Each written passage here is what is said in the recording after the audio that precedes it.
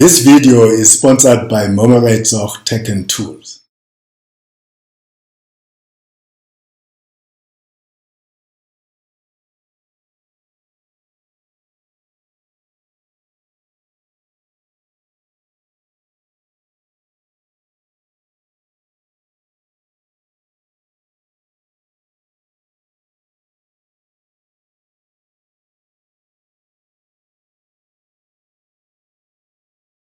Hi there, welcome to my channel where I dive into fascinating economic trends and analyze their impact on society. The relationship between the state and the ruling class has been a subject of intense debate and analysis throughout history.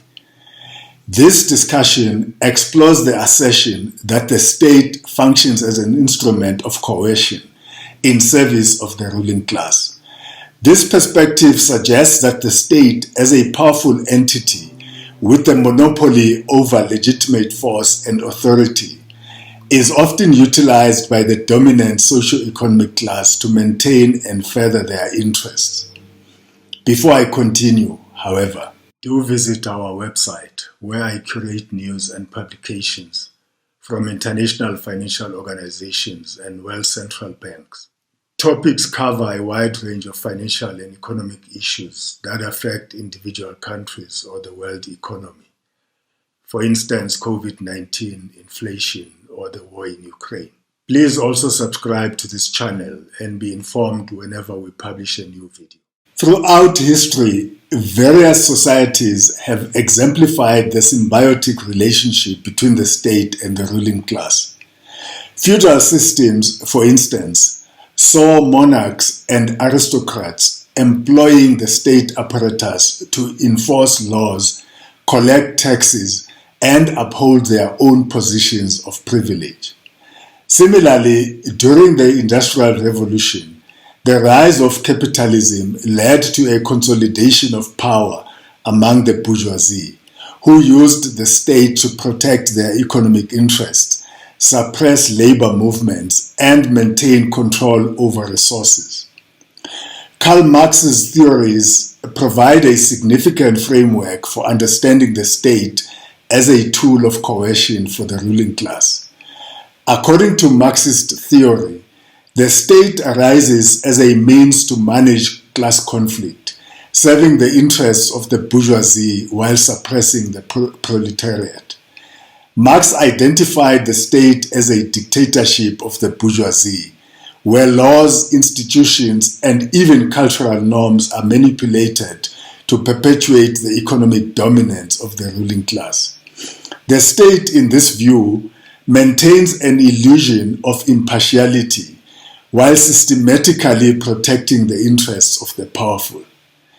Antonio Gramsci's neo-Marxist perspective offers further insights into the relationship between the state and the ruling class.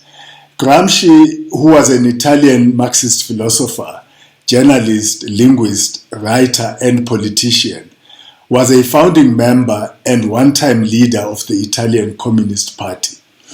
A vocal critic of Benito Mussolini and fascism, he was imprisoned in 1926, where he remained until his death in 1937. Gramsci introduced the concept of cultural hegemony, which suggests that the ruling class maintains control not only through coercion, but also through the dissemination of its ideologies. The state, in this sense, becomes a tool to establish and reinforce the dominant class's values as the societal norm, thereby ensuring the perpetuation of their influence. While the notion of the state as a tool of coercion for the ruling class is compelling, it is essential to consider counter-arguments and limitations.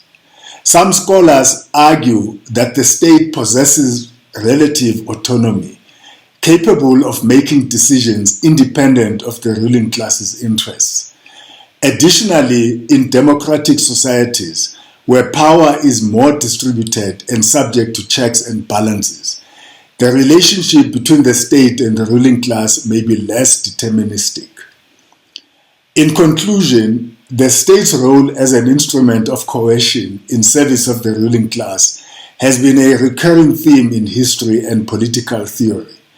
From feudal systems to modern capitalist societies, the state's power has often been harnessed by the dominant class to protect their interests, perpetuate economic inequality, and maintain control.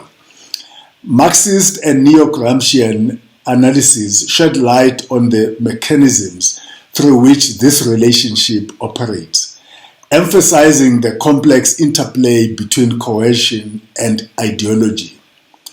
While counter-arguments exist, the historical and theoretical evidence underscores the significant influence of the ruling class over state institutions.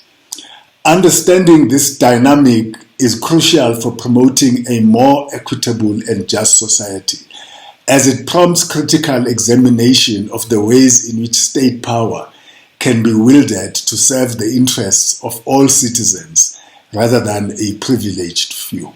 That's it for today's video. I hope you found this analysis insightful. If you did, please like this video and don't forget to subscribe to our channel for more engaging content like this. As always, I appreciate your support. Thank you for watching, and until next time, stay curious and keep exploring the world of economics.